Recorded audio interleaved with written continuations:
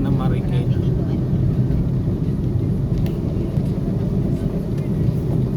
Pag dito, pag pababa ako rito, hindi ako nag-ano eh, primera, neutral lang.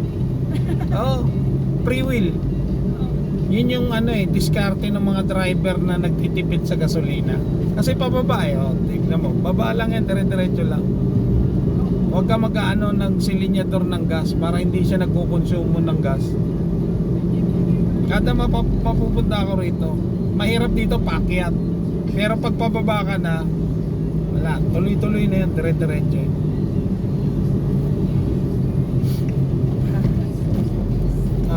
Free wheel ka lang, free wheel.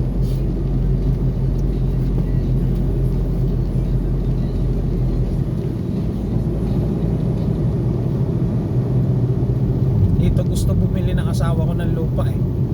Sabi ko nung dati pa sana mura pa, ngayon mahal na. Sa bandang Tanay, Moro. Pero yung Tanay, nagtataas na siya. Taas na yun. So yung mga dulo-dulo. Nagkaano siya ng kahit mga 200,000 yung lupa.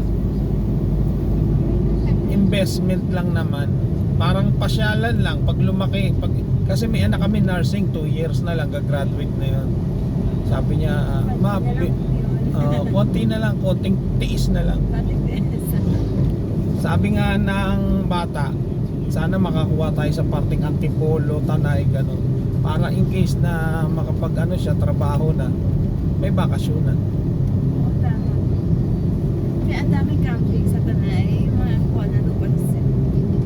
Dati, meron 100 to 75,000 lang, ngayon nasa 200. Mahal na po. Oo, mahal na. Asahan mo na pag na ano na siya, di-develop na talaga.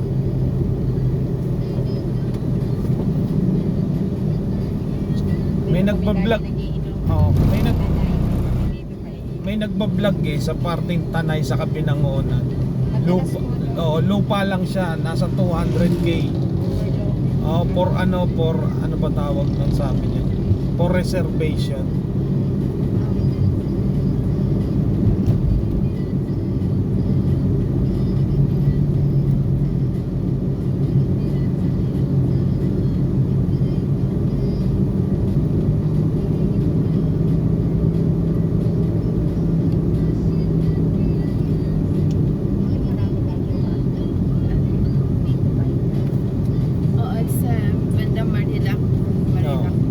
Marilaki.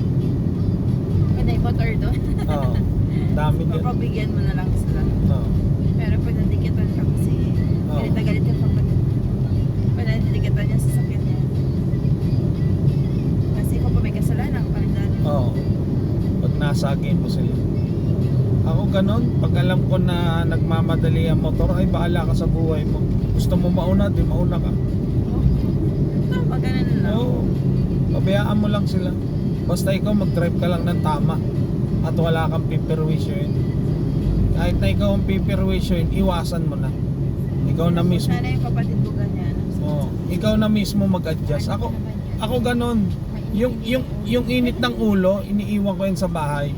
Hindi ko dinadala sa kalsada. Kasi pag once na nakatsyempo ka ng retire na police, retire na general, ay babariling ka na lang sa kalsada. Alam niyo, sa totoo lang, naka-encounter na ako niyan. Mula galing ng Pasay, papunta ng, alam niyo yung ano, Guadalupe, Jollibee Guadalupe. Yes po. Linggo yun. Yung gagong taxi, nakipaggirian siya sa block na sasakyan na walang plaka. Ako naman nandun, magkakasunod lang kami. Sabi nung pasahero ko, kuya, tignan mo yung isang taxi, loko-loko nakikipag-gitgitan dun sa sasakyan, wala nga plaka yun.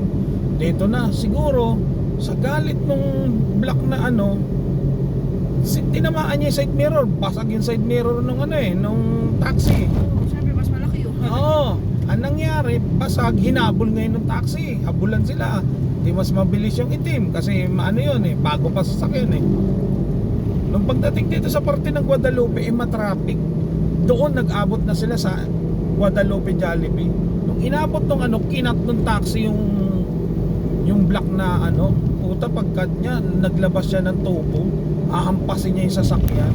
Sabi ko sa'yo, bago niya hampasin yung sasakyan, pinagbabaril siya. Binaril siya. hindi na bumaba yung ano, nandun lang sa sakyan, pinagbabaril siya. Bulagta yung driver. Pag bulagta ng driver, sabay alis na yung ano. Oh, sa CCTV nakita. Walang plaka eh. Ano nangyari? Walang kaso. Walang complainant. Nadaanan namin yung itsura ng lalaki. Sabi nung pasahero ko, "Kuya, wag ka na dumikit." Nadaan ako, nakita ko itsura ng tao.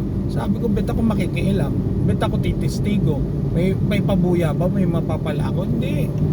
Kasi ikaw gago ka, kung di mo pinatulan yan, hindi kayo mag-aabot ng ganyan, di ba? Kung hindi ka nakipagitgitan dyan sa private na yan, hindi hantong sa ganon yan. Kung yan iniwasan mo, walang ganon, walang mangyaring ganon, di ba? Oh, mula nun tumanim sa isip ko yun. Siguro 7 years ago. Oh, 7 years ago. Kaya mula nun, hindi mo ako yung sabihin mong kaskasero, mainit ang ulo sa kalsada. Hindi. 100% yan, 101% yan, mapapasensya ko dyan. Dahil naka-experience na ako nung sa harap-harapan na binaril. Dahil nakakatakot talaga. Isipin mo, matsyempo na gano'n. Wala namang masama kung magbigay ka sa kalsada. Mas masarap. Naman kayo makakarating dun eh. Oo. Saka hindi mo kailangan magmadali.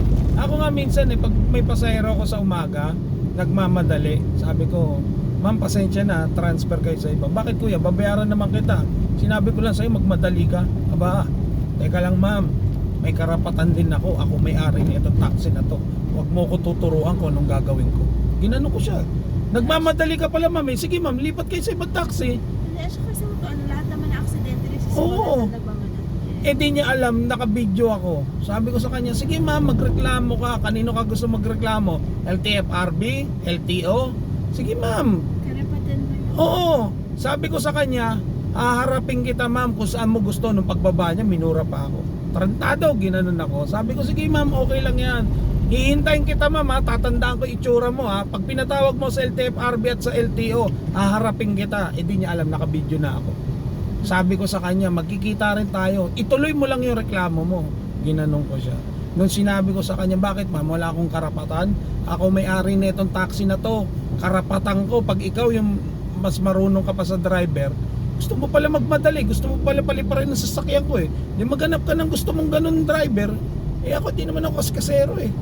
Kasi ma'am, isipin mo, ako may-ari nito. Bakit ko gagawing kaskasero ang sasakyan ko? Pag nasira to, sino mo problema? 'Di ba? 'Yun ang sinabi ko sa kanya. Pinagmumura pa ako, sabi sa akin, "Gago ka, gano ka." Sabi ko, "Okay lang 'yan. Tatanggapin ko 'yan, pero pag nagharap tayo, nag-complain ka, naka-record ka sa akin, may ebidensya ako." 'Di ba? Oo. Yeah. Pwede yung makain. Oo.